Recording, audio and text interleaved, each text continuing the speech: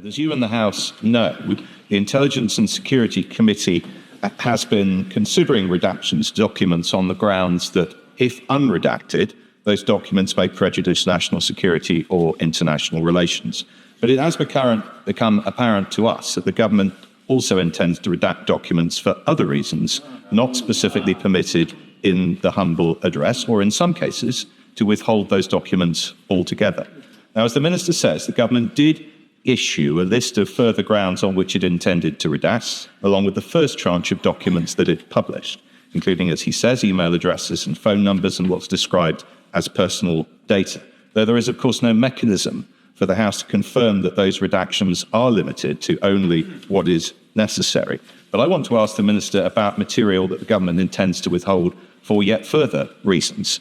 For example, due to commercial confidentiality or to protect the monarch. The government also intends to withhold some documents related to vetting in their entirety. Now, Mr. Speaker, I make it clear that my committee has considerable sympathy with the substantive arguments the government may make for withholding information beyond that currently justified in the humble address. There are, for example, valid concerns about the disclosure of information given in a vetting process, inhibiting future subjects of vetting or those who are asked about them from being as open and forthcoming as they need to be for vetting to be effective. But we cannot accept that the government is entitled to ignore or to unilaterally alter the terms of the humble address. So does the Minister accept that if the government wants to argue that the humble address is too broad as drafted and needs to be refined, it must come to this House and make that argument and get the House's consent for any alteration?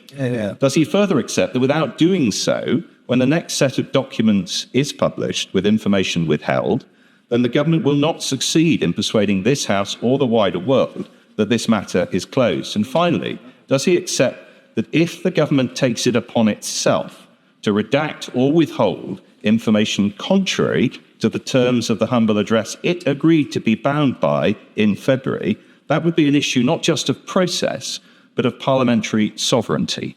Secretary Jones. Thank you, Mr. Speaker. In relation to the questions from the Right Honourable Gentleman about compliance with the humble address, I refer him to the statement I made previously in relation to the principles set out in legislation and the motions of this House, as I set out. I think he's asking me specifically about personal data that was collected as part of the security vetting process. And as I think he alluded to in his answer, the raw data that is collected as part of those investigations, which, for example, might relate to how much money you have in a particular account or who you may have had a personal relationship with in the past, that raw data would never be published, because if we did so, people would feel unable to answer those questions honestly and frankly in any UK security vetting investigation in the future, which would undermine the very basis of our national security system.